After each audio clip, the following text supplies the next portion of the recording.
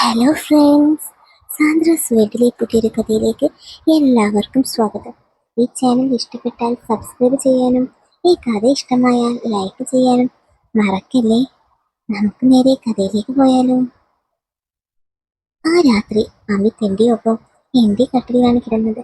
ആ രാത്രി ഞങ്ങൾ രണ്ടാളും നന്നായി സുഖിച്ചു. പിറ്റേ ദിവസം ഞാൻ അതിരാവിലെ എഴുന്നേറ്റ് കുളിച്ച് ഫ്രഷായി വസ്ത്രം ധരിച്ച് പുറത്തിറങ്ങിയ ഞാൻ കാണുന്നത് ഒന്നും ഇടാതെ കട്ടിലിൽ കിടക്കുന്നതാണ്. ഞാൻ അവനെ ഉണർത്താതെ അവനെ പുതപ്പ് കൊണ്ട് പുതപ്പിച്ചു. എന്നിട്ട് ഞാൻ ആ മുറിയിൽ നിന്ന് പുറത്തേക്ക് നടന്നു.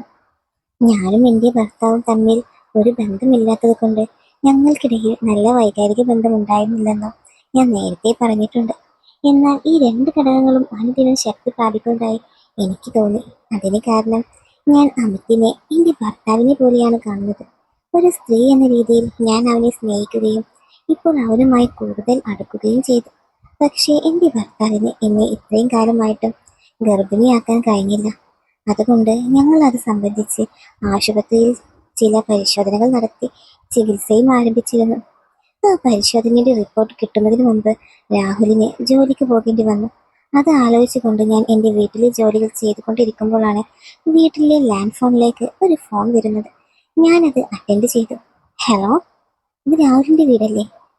അതെ, നിങ്ങൾ ആരാണ്? എന്താ കാര്യം? ഞാൻ സിറ്റി ഹോസ്പിറ്റലിൽ നിന്നാണ് വിളിക്കുന്നത്.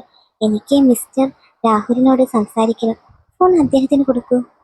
രാഹുൽ ഇപ്പോൾ നാട്ടിലില്ല. ഞാൻ രാഹുലിന്റെ ഭാര്യയാണ്.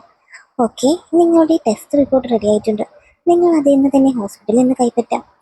ഓക്കെ, ഞാൻ ഇന്ന് തന്നെ വരാം. അങ്ങനെ ഞാൻ ഫോൺ വെച്ചു. എന്നിട്ട് ഞാൻ വേഗം അവിടേക്ക് പോകാൻ തീരുമാനിച്ചു. കാരണം എൻ്റെ വീട്ടിൽ നിന്ന് ഹോസ്പിറ്റലിലേക്ക് കുറച്ച് ദൂരമുണ്ട്. ഞാൻ നേരെ എൻ്റെ റൂമിലേക്ക് പോയി. അവിടെ അമിത് ഉറങ്ങുന്നതാണ് കാണുന്നത്. ഞാൻ അവൻ്റെ അടുത്ത് ചെന്നിട്ട് അവനോട് കാര്യം പറഞ്ഞു. നീ ഒറ്റയ്ക്ക് പോകണ്ട, ഞാനും കൂടി വരാം, അവൻ പറഞ്ഞു. ഞാൻ സമ്മതിച്ചു. അങ്ങനെ ഞാനും അമിതും കൂടി ഹോസ്പിറ്റലിൽ എത്തി. ആ റിപ്പോർട്ട് വാങ്ങി. അത് അമിത് വായിച്ചു. ആ റിപ്പോർട്ടിലെ കാര്യം അറിഞ്ഞ് അമിത് വളരെ ടെൻഷനായി. അമിത്, എന്താ കാര്യം? എന്തിനാ ഇത്രയും ടെൻഷൻ അടിക്കുന്നേ? അതിന് മാത്രം എന്താ റിപ്പോർട്ടിലുള്ളത്? എന്തെങ്കിലും പ്രശ്നമുണ്ടോ? അത് പിന്നെ രാഹുലിന് ഒരിക്കലും എന്നെ ഗർഭിണിയാക്കാൻ കഴിയില്ല എന്നാണ് ഈ റിപ്പോർട്ടിലുള്ളത്. അമിത് പറഞ്ഞത് കേട്ട് ഞാൻ ഞെട്ടി. ഞാൻ ആശുപത്രിയിലെ ഇടനായിൽ നിന്ന് കരയാൻ തുടങ്ങി. അവൻ എന്നെ ആശ്വസിപ്പിക്കാൻ ശ്രമിച്ചു. പക്ഷെ ഞാൻ സങ്കടം അടക്കാൻ കഴിയാതെ ഞാൻ കരയുകയായിരുന്നു. അപ്പോൾ അവൻ എന്നെ അവിടെയുള്ള ഒരു മേശപ്പുറത്ത് ഇരുത്തി എനിക്ക് കുടിക്കാൻ കുറച്ച് തണുത്ത വെള്ളം വാങ്ങിക്കൊണ്ട് വന്നു.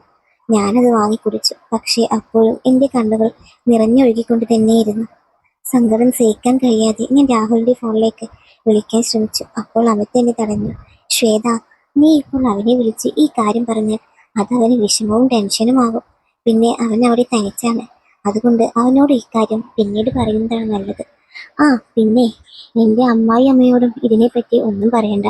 അവൾക്കും തീരെ സുഖമില്ലാതെ ഇരിക്കുകയല്ലേ. വെറുതെ അവളെ ടെൻഷൻ അടിപ്പിക്കണ്ട. ഇപ്പോൾ ഈ കാര്യം അവർ രണ്ടാളോടും പറയണ്ട.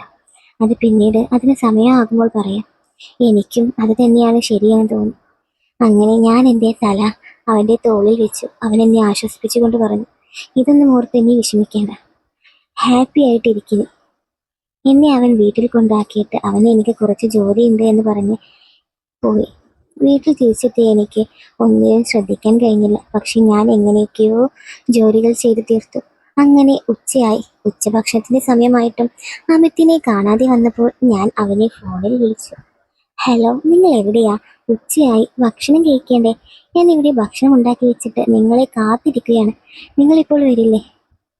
ഡാർലിംഗ്, നീ കഴിച്ചോ, ഞാൻ വരാൻ വൈകും, എനിക്ക് ജോലിയുണ്ട് എന്നും പറഞ്ഞ് അമിത് ഫോൺ വെച്ചു. അപ്പോൾ ഞാൻ അമ്മായി അമ്മയുടെ മുറിയിലേക്ക് പോയി. അവർക്ക് ഭക്ഷണം കൊടുത്തു. എന്നിട്ട് ഞാൻ എനിക്ക് കഴിക്കാനായി ഭക്ഷണം എടുത്തു. പക്ഷേ എനിക്ക് അപ്പോഴും കഴിക്കാനുള്ള മാനസികാവസ്ഥയില്ലായിരുന്നു. എന്നിട്ടും ഞാനത് എങ്ങനെയൊക്കെയോ കഴിച്ചു തീർത്തു.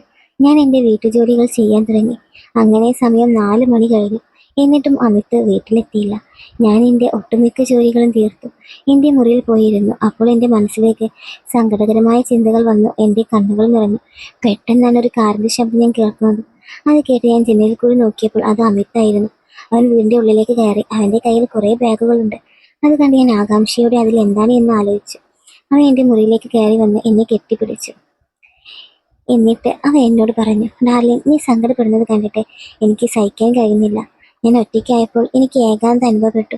എൻ്റെ മനസ്സിൽ സങ്കടകരമായ ചിന്തകൾ വന്നു. നീ എവിടെയായിരുന്നു ഇത്രയും നേരം? അപ്പോൾ അമിത് അവൻ കൊണ്ടുവന്ന ബാഗുകൾ പുറത്തെടുത്തു. അതിൽ നിറയെ സ്ത്രീകൾക്കുള്ള വസ്ത്രങ്ങളും ആഭരണങ്ങളും ഉണ്ടായിരുന്നു. അത് കണ്ട് ഞാൻ ഞെട്ടി നിന്നപ്പോൾ അവൻ എന്നെ നോക്കി പറഞ്ഞു, എന്നിട്ട് ഒരു ഇതും തന്നു. അതിൽ ധാരാളം അടിവസ്ത്രങ്ങൾ, പുഷപ്ര, panties, mini nightie, micro nightie, midi ടോപ്പും ജീൻസ് ഷർട്ട്, ടീഷർട്ടും ചെരുപ്പുകളും, അങ്ങനെ എല്ലാം കൊണ്ടും അതൊരു മിനി സൂപ്പർ മാർക്കറ്റ് ആയിട്ടാണ് എനിക്കത് എല്ലാം കണ്ടപ്പോൾ തോന്നിയത്. ഞാൻ മുൻപ് ധരിക്കാൻ ആഗ്രഹിച്ചിരുന്ന എല്ലാം അതിലുണ്ടായിരുന്നു. അമിത് ഇന്ന് എനിക്ക് വേണ്ടി വാങ്ങി തന്നിരിക്കുന്നു. അത് ഞാൻ വീണ്ടും ഞെട്ടി. ഇതിലൂടെ അമിത് എന്നെ എത്രമാത്രം സ്നേഹിക്കുന്നു എന്ന് എനിക്ക് മനസ്സിലായി. എൻ്റെ ഭർത്താവ് രാഹുൽ ഇതുപോലെ ഒരിക്കലും എനിക്ക് വാങ്ങി തന്നിട്ടില്ല. ഞാൻ അമിത്തിനെ നോക്കി. ഇനി മുതൽ നീ എന്ത് ധരിക്കണമെന്ന് ഞാൻ പറയും. അപ്പോൾ ഞാൻ പുഞ്ചിരിച്ചുകൊണ്ട് പറഞ്ഞു, ശരി അമിത്, ഞാൻ നീ പറയും പോലെ ചെയ്യാം. ആ ഡാർലിംഗ്, ഇന്ന് നമുക്കൊരു സിനിമയ്ക്ക് പോകണം. 5:30 നീ റെഡിയാകും, നമുക്ക് പോകാം. അവൻ്റെ ഈ വാക്കുകൾ കേട്ട് എനിക്ക് ഒരുപാട് സന്തോഷമായി. കാരണം അവൻ ഇതൊക്കെ ചെയ്യുന്നത് എനിക്ക് വേണ്ടിയാണ് എന്ന് ഓർത്തപ്പോൾ എനിക്ക് എന്തെന്നില്ലാത്ത സന്തോഷം തോന്നി. അങ്ങനെ ഞാൻ പോയി അവന് കൊണ്ടുവന്ന ഡ്രസ്സുകളെല്ലാം ഷെൽഫിൽ അടക്കി വെച്ചു. അപ്പോഴേക്കും 5:30 ഞാൻ സാരി എടുത്ത് അമിത്തിൻ്റെ മുന്നിലേക്ക് പോയി. അമിത്ത് എന്നെ കണ്ടിട്ട് എന്നോട് പറഞ്ഞു, നീ ഈ സാരി ഉടുക്കണ്ട എന്ന് പറഞ്ഞ് അവനൊരു നല്ല മിടിയും ടോപ്പും എടുത്ത് തന്നിട്ട് എന്നോട് ഇടാൻ പറഞ്ഞു. പക്ഷെ ഞാൻ ഇതുവരെ അത്തരം വസ്ത്രങ്ങൾ ഇടാത്തത് കൊണ്ട് എനിക്ക് വിചിത്രമായി തോന്നി. പക്ഷെ അതിടാൻ അവൻ എന്നെ നിർബന്ധിച്ചു. ഒടുവിൽ ഞാൻ അത് ധരിക്കാമെന്ന് സമ്മതിച്ചു. അപ്പോൾ അവൻ പറഞ്ഞു, നീ ഉള്ളിൽ അതിടണ്ട. അവൻ്റെ വാക്ക് കേട്ട് ഞാൻ ആശ്ചര്യപ്പെടുകയും എന്നോടുള്ള അവൻ്റെ സ്നേഹത്തിൽ ഞാൻ സന്തോഷിക്കുകയും ചെയ്തു. അങ്ങനെ ഞാൻ ആ ഡ്രസ്സും ഇട്ട് ആ വേഷത്തിൽ ഞാൻ വളരെ സംഭവമായിരുന്നു. അപ്പോൾ എന്നെ കണ്ടാൽ ഏതൊരു പുരുഷൻ്റെയും എന്തൊക്കെയോ രോമങ്ങൾ തകർന്നു പോകും. അങ്ങനെയായിരുന്നു എൻ്റെ ലുക്ക്. അങ്ങനെ ഇരിക്കെ അമിത് വീട്ടിൽ ശുചീകരണത്തിന് വാരാന്ത്യങ്ങളിൽ വരുന്ന ഞങ്ങളുടെ വേലക്കാരിയെ രാത്രി വരെ ഇവിടെ വന്ന് താമസിക്കാൻ വിളിച്ചു വരുത്തി. എന്നിട്ട് ഞങ്ങൾ തിയേറ്ററിൽ പോയി സിനിമ കണ്ടു. അത് റൊമാൻറ്റിക് ലവ് സ്റ്റോറി മൂവി ആയിരുന്നു. ഞാൻ സിനിമ കാണുമ്പോഴെല്ലാം ഞാൻ എൻ്റെ കൈ അവൻ്റെ കൈകളിൽ ചേർത്ത് പിടിച്ചിരിക്കുകയായിരുന്നു. അങ്ങനെ സിനിമ കണ്ടിറങ്ങി ഞങ്ങളൊരു ഹോട്ടലിൽ കയറി ഭക്ഷണം കഴിക്കാനായി. അവിടെയുള്ള ടേബിളിൽ ഇരുന്നപ്പോൾ അവിടെയുള്ള ആളുകളെല്ലാം എന്നെ നോക്കിയിരുന്നു. അതുകൊണ്ട് അമിത് എന്നോട് പറഞ്ഞു, നോക്കൂ, നീ എത്ര സുന്ദരിയാണ്, എല്ലാവരും നിന്നെയാണ് നോക്കുന്നത്. അത് കേട്ട് ഞാൻ നാണിച്ച് പുഞ്ചിരിച്ചു. അങ്ങനെ ഞങ്ങൾ ആഹാരം കഴിച്ചു കഴിഞ്ഞു. ഞങ്ങൾ അമ്മായി അമ്മയ്ക്കുള്ള ഭക്ഷണം വാങ്ങി ഞങ്ങൾ വീട്ടിലേക്ക് വന്നു. എന്നിട്ട് ഞാൻ അമ്മായി അമ്മയ്ക്ക് ഭക്ഷണവും മരുന്ന് നൽകി അവളെ ഉറക്കി. ഞാൻ നേരെ എൻ്റെ മുറിയിലേക്ക് പോയി. ഞാൻ സ്നേഹത്തിൻ്റെ മൂഡിലായിരുന്നു. അപ്പോഴാണ് അമിത് എൻ്റെ മുറിയിലേക്ക് വന്ന് എന്നെ കെട്ടിപ്പിടിച്ചത്. ഡാർലിംഗ്, നിനക്ക് ഡ്രസ് കോഡുണ്ട്, നീ ഇന്ന് മുതൽ അതനുസരിച്ച് വേണം ഡ്രസ്സ് ഇടാൻ എന്നും പറഞ്ഞ് അവൻ എൻ്റെ പഴയ നൈറ്റികൾ എടുത്ത് പുറത്തേക്ക് എറിഞ്ഞു. എന്നിട്ട് എന്നോട് പറഞ്ഞു, ഇന്നു മുതൽ നീ ജോലി ചെയ്യുമ്പോൾ വീട്ടിൽ ഈ മിനി നൈറ്റിയും കിടപ്പുമുറിയിൽ ഈ മൈക്രോ നൈറ്റിയും ധരിക്കണം.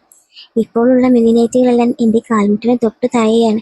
എൻ്റെ പഴയ നൈറ്റികൾ മുഴുവനും നീളമുള്ളതായിരുന്നു. പക്ഷേ ഈ മൈക്രോ നൈറ്റികൾ എൻ്റെ തുടകൾ വരെയുണ്ട്. അതെൻ്റെ എല്ലാം കാണുന്ന പോലെയാണ് തോന്നുന്നത്. അത് ആലോചിച്ച് ഞാൻ ആകെ എന്തോ പോലെയായി. അങ്ങനെ ആലോചിച്ച് നിൽക്കുമ്പോൾ ആണ് അമിത് പറഞ്ഞത്, ഡാർലിംഗ്, ഇപ്പോൾ ബെഡ്റൂം ടൈമാണ്, അതുകൊണ്ട് നീ മൈക്രോ നൈറ്റ് എടുത്തിട്. അപ്പോൾ ഞാൻ അതുപോലെ ആ ഡ്രസ്സ് ഇട്ട് എന്നിട്ട് എൻ്റെ മുറിയിലേക്ക് ഇടയ്ക്ക് റെഡിയാക്കി തലേണകളും ശരിയാക്കി വെച്ചു. അപ്പോൾ അമിത് വേഷം മാറി എൻ്റെ മുറിയിലേക്ക് വന്നു. ആ ഡ്രസ്സിൽ എന്നെ കണ്ട് അവൻ സ്തംഭിച്ചു പോയി. അയാൾക്ക് പെട്ടെന്ന് വീർപ്പുമുട്ടൽ വന്നതായി എനിക്ക് തോന്നി. അങ്ങനെ അവൻ എൻ്റെ അടുത്ത് വന്ന് പറഞ്ഞു, ഐ ലവ് യു ശ്വേത. അപ്പോൾ ഞാൻ പറഞ്ഞു, എനിക്ക് നിന്നെ ഇഷ്ടമാണ് അമിത്. അവൻ എന്നെ കെട്ടിപ്പിടിച്ചു. ഞാൻ അവനെ തിരിച്ചും കെട്ടിപ്പിടിച്ചു. പിന്നെ അവിടെ നടന്നതൊക്കെ ഒരു മനോഹര സ്വപ്നം പോലെയായിരുന്നു. ഞങ്ങൾ രണ്ടുപേരും പരസ്പരം സുഖിക്കുകയും സുഖിപ്പിക്കുകയും ചെയ്തു. എൻ്റെ സങ്കടങ്ങളെല്ലാം അതിൽ അലിഞ്ഞുപോയി. അപ്പോൾ ഇന്നത്തെ സ്റ്റോറി ഇത്രയേ ഉള്ളൂ. ഇതിൻ്റെ നെക്സ്റ്റ് പാർട്ട് വേണമെന്നുള്ളവർ കമൻ്റ് ഇടണേ. അതുപോലെ ഈ ചാനൽ സബ്സ്ക്രൈബ് ചെയ്യാനും ഈ കഥ ഇഷ്ടമായാൽ ലൈക്ക് ചെയ്യാനും മറക്കല്ലേ. അപ്പോൾ നമുക്ക് നെക്സ്റ്റ് പാർട്ടുമായി വീണ്ടും കാണാം. Okay, by.